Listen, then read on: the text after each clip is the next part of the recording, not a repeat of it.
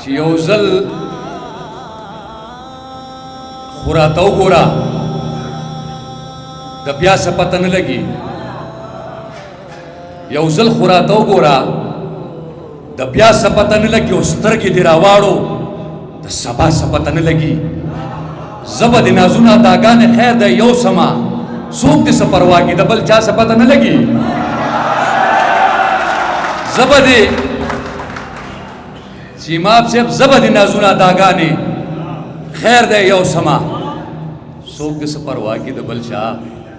څه پته نه لګي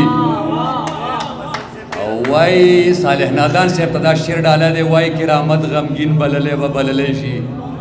وایم نا بللی ته چې ستا څه پته نه لګي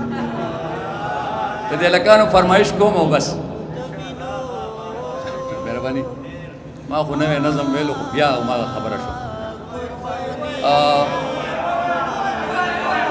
زوړه دا فرمایش دی دې ملګرو نو دا وایم نور دانش راغلی بېغمه شي ټوله شپه راده ده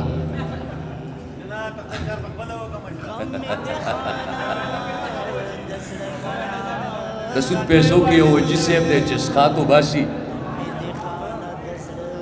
دانشه د سود پیسو کې یو وجي صاحب دی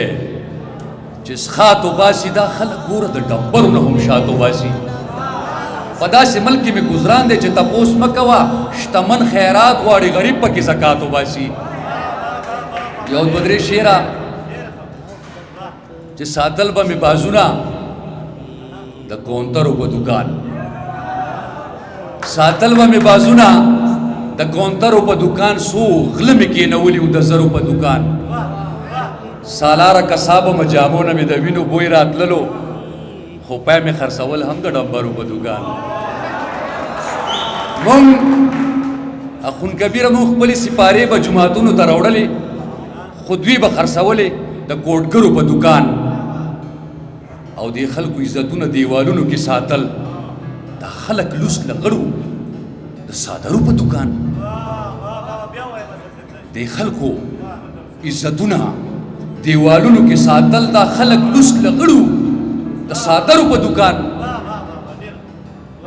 او دی خار کې د خیرات زکات رواج نو ملګرو محبوبه دی خار کې د خیرات زکات رواج نو ملګرو روټه مې لټولې د نهرو په دوکان او بسره دلته مینه د فریب کوډو جادو وا راغونډې معشوقې وې د مانترو په دوکان نو د وخت سپېړې که هر څو مې غېږ کې ونغښتلې خپلې مې ایستایله مې کمې سره او شڼه ډېره وکړه بدو حالاتو نه به داسې بې وسایه تېروم لکه چې څرنګې غنم د جرندې پل نه وځي اکبره ضرورتونو هم بې ځایه رانه جبې وکړې چې چونګوړه ونه خورم لپې لپې خاورې وخورم خو چې د معذورې لور ارمان رانه نیمګړی نه شي د خپل کامرانه د خپل ویرجن داستان دا لنډه کیسه چاته وکړم چې یوه ورځ خپله معذوره لور مې ښار ته بوتله د دم درود او د سختونو نه واپس چې راتلو هغې زما د لاس لستوڼی ما نه کلک ونیو بیا د دمګري نه چې څو قدمه مخکې لاړو نو په کړي کې ګرمې ګرمې پکوړې پخېدې لور مې اصرار وکړو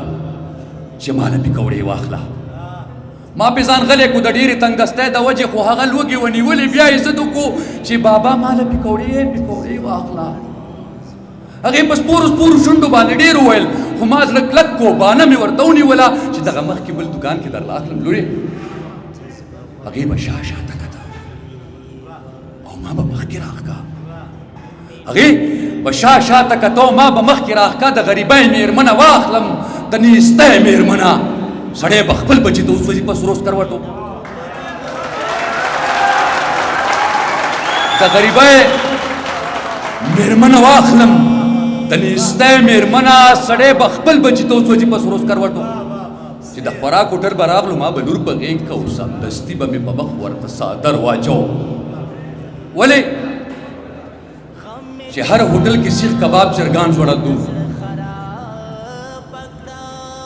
ولې چې هر هوټل کې سیخ کباب چرګان ځوړندو د بې وسی سپي ما پسې په ټوله لاره غپېده د بې وسی سپي ما پسې په ټوله لار غپېده خو بدې ورځې راته لاره چېرته نه پرېښوده دانش صاحب د ډېرې ستړې نه وې هم له غېږې نه کوڅوله چې چېرته لاره کې څو نه ګوري او ونه غواړي د ډېرې نجیم لالا د ډېرې ستړې نه مې هم له غېږې نه کوزوله چې چېرته لاره کې څه ونه ګوري او ونه غواړي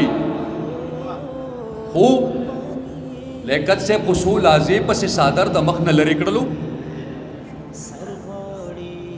زه داسې سړی چپ کوم ښه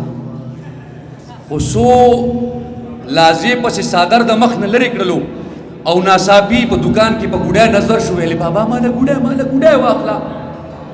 صفدره که مې هر څو ورته بانې وکړې ما ورټله خو د خپل ضد نه غړېده بیا په سلګو شوه راته شوه معلومه چې مې نور پې باندې وس نه رسي زه په چلول مې ترې سترګو چشمې لرې کړلې چشمې مې ځمکې ته خطا کې ما پې کېښوده چې په بازار کې بیا ګوډی ته چېرته ونه ګوري ما د دې ویرې د معذورې لور چشمې ماتې کې بیا ما به سر که رانږدې ورته مې ښه وجړل چې درله اخلم که نه هغې وړو سلګو کې ویل ګوډی نه هغې خو څو لازې پسې څادر د مخ نه لرې کړلو او ناڅاپي یو دکان کې په ګوډی نظر شو ویلې بابا ماله ګوډی واخله که مې هر څو ورته بانې وکړې ما ورټله خو د خپل ضد نه غړېده بیا په سلګو شوه راته شوه را معلومه چې مې نور پې باندې وس نه رسي خو زه په چلول مې د سترګو سرفروشه چشمې لرې کړلې چشمې مې ځمکې ته خطا کې ما پې خپه کېښوده چې په بازار کې بیا ګوډی ته چېرته ونه ګوري ما د دې ویرې د معذورې لور چشمې ماته کې بیا ما به سر که رانږدې ورته مې ښه وجړل چې درله اخلم که نه